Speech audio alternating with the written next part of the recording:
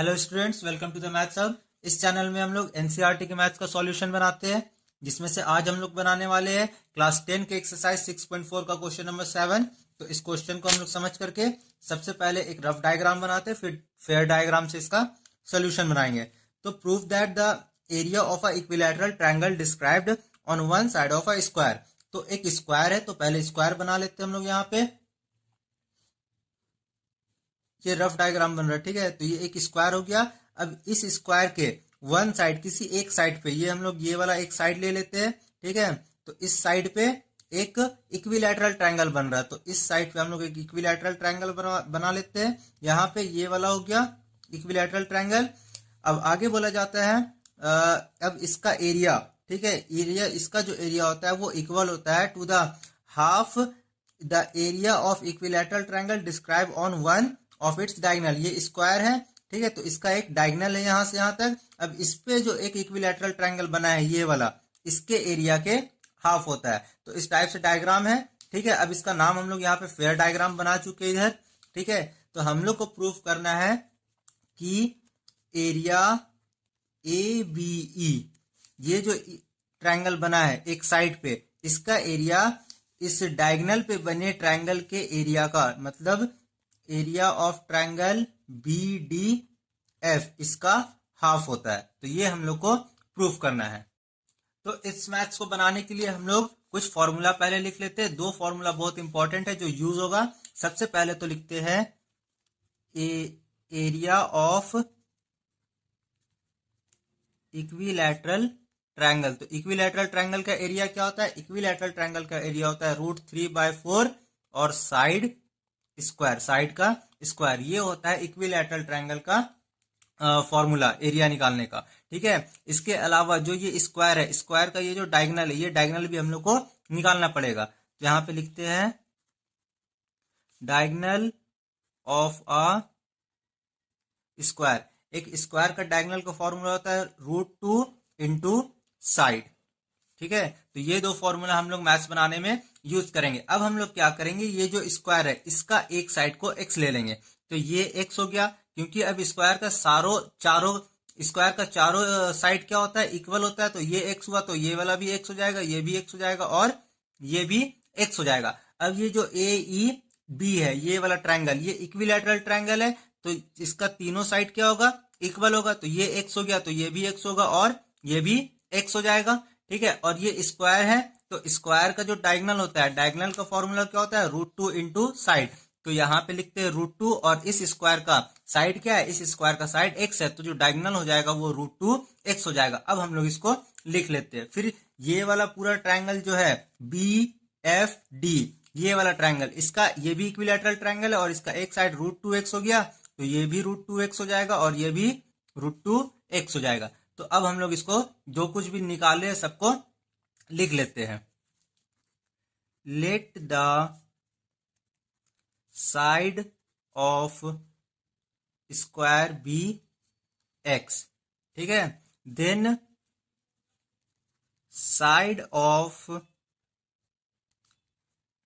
Equilateral triangle ABE, ABE equilateral triangle का जो side होगा वो क्या हो जाएगा? x हो जाएगा। अब हम लोग इसका क्या करते हैं? एरिया निकाल लेते हैं। तो एरिया ऑफ ट्रायंगल ABE, अब ये इक्विलैटरल ट्रायंगल है और इक्विलैटरल ट्रायंगल का एरिया का फॉर्मूला होता है √3/4 इंटू साइड स्क्वायर। तो √3/4 की जगह पे √3/4 लिख दिए, इंटू की जगह पे इंटू, साइड क्या है? x है, तो यहाँ पे x लिख दिए और x का स्क्वायर। तो जो एरिया ABE आया है वो आया है √3/4x स्क्वायर। इसको हम लोग यहीं तक रखेंगे, इसके बाद फिर आगे इसका सोल्यूशन बनाएंगे। इसके बाद हम लोग इस स्क्वायर का डायगोनल लिखते हैं। तो इस स्क्वायर का डायगोनल क्या हो जाएगा? लिखेंगे डायगोनल ऑफ स्क्वायर। स्क्वायर का डायगोनल का फॉर्मूला होता है √2 इंटू साइड। यहाँ पे हम लोग फॉर्मूला लिख लिए थे पहले, इसी का यूज कर रहे हैं। तो √2 के जगह पे तो √2 हो जाएगा और साइड क्या है? x है, तो हम लोग x लिख लिए। ये क्या निकल गया? Diagonal of a square. अब हम लोग निकालेंगे एरिया ऑफ ट्रायंगल BFD या फिर BDF। तो लिखेंगे यहाँ पे एरिया ऑफ ट्रायंगल BDF। फिर ये भी इक्विलैटरल ट्रायंगल है, तो इसका भी फॉर्मूला होता है √3/4 इंटू साइड का स्क्वायर। तो √3/4 की जगह पे √3/4 लिखेंगे और साइड की जगह पे क्या लिखेंगे, √2x लिखेंगे, क्योंकि इसका ईच साइड कितना है, √2x है। तो √2x और फिर ये पूरा का स्क्वायर हो गया। इसको और आगे फर्दर सॉल्व करते हैं। इसको सॉल्व करेंगे तो होगा √3/4 की जगह पे √3/4, √2 का स्क्वायर 2 हो जाएगा और x का स्क्वायर x हो जाएगा। अब यहां से √3/4 हो गया यहाँ पे, और इंटू यहाँ पे 2 हो जाएगा और इंटू एक्स स्क्वायर, या 2x² को अलग अलग कर दिया, यहाँ से 2 1 2 और 2 2 4 हो जाएगा। तो इसका जो BDF आया है वो आया है √3/2 और x² यहाँ पे x² हो जाएगा। अब यहाँ पे हम लोग इसको बस प्रूफ करना लिखते हैं, ठीक है। एरिया ABE क्या है, √3/4 x² है, तो इसको यहाँ पे लिख लेते हैं √3/4 x²। इस √3/4 x² को हम लोग और कैसे लिख सकते हैं, इसको हम लोग लिख सकते हैं 1/2 इंटू √3/2 x²। यहाँ से 2 और 2 मल्टीप्लाई होगा तो 4 आ जाएगा। हम लोग कुछ नहीं किए, बस ये 4 को 2 पार्ट में डिवाइड कर दिए है, ठीक है। अब यहाँ पे एरिया BDF कितना है, √3x²2 है, तो यहाँ पे हम लोग 1/2 की जगह पे 1/2 लिखेंगे और √3x²/2 की जगह पे √3x²/2 की जगह पे एरिया BDF लिख देंगे। तो ये हो जाएगा एरिया BDF और इधर एरिया ABE। तो यही चीज हम लोग को प्रूफ करना था, area ABE is equal to 1/2 area BDF। तो area ABD is equal to 1/2 into area BDF। तो ये हम लोग को प्रूफ करना था, जो प्रूफ हो चुका है। इसी का क्वेश्चन नंबर 8 बना रहे हैं हम लोग, जिसमें हम लोग गिवन है ABC and BDE are 2 equilateral triangle such that D is the mid point of BC। तो पहले एक ट्रायंगल हम लोग लेते हैं ABC, ठीक है। तो ये ABC एक ट्रायंगल है और ये जो D है वो BC का मिड पॉइंट है। अब जब मिड पॉइंट है तो हम लोग लिख सकते हैं कि BC is equal to 2BD। ये जो BC हो जाएगा BD का 2 टाइम्स हो जाएगा, ठीक है।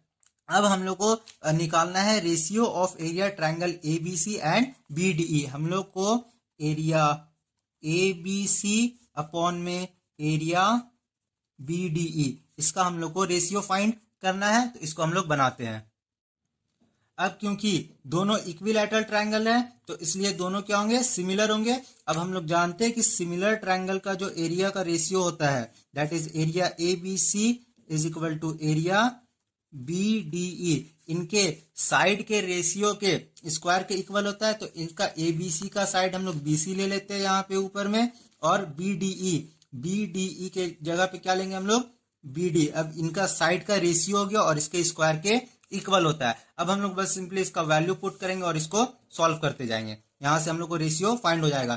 तो BC के जगह पे हम लोग क्या लिखेंगे, BD 2BD लिखेंगे, क्योंकि BC किसके इक्वल है, 2BD के। तो यहाँ पे लिखेंगे 2BD/BD और फिर इसका स्क्वायर। यहाँ से BD और BD कट जाएगा तो ऊपर में तो 2 बचा और नीचे में यहाँ पे 1 और 1 हुआ ना, तो यहाँ पे 1 आ जाएगा और ये इसका स्क्वायर।